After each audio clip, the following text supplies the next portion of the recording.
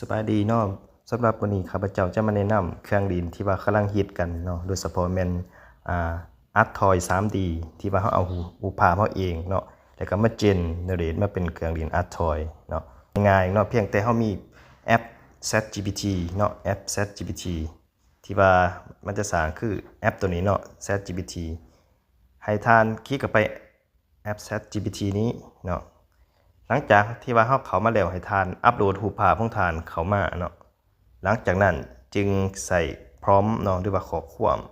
แต่ว่าข้อความตัวนี้ข้าพเจ้าจะวางไว้อยู่คอมเมนต์เนาะท่านสามารถเอาไปวางไว้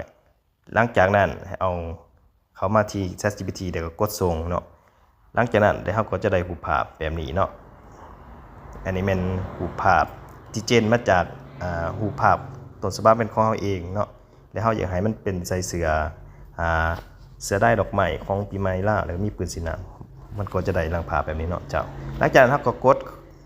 เข้าไปอีกบานหนึ่งเพื่อเราโหลดลงโทรศัพท์ของเราเนาะเดี๋ยวมันจะมีปุ่มดาวน์โหลดอยู่นี้เนาะให้ท่านคลิกเข้าไปบานหนึ่งเดี๋ยวมันก็จะดาวน์โหลดมาไว้ในโทรศัพท์เพียงเท่านี้ก็สามารถเอาไปโพสต์ลงโซเชียลต่างๆได้เนาะเจ้าขอบใจ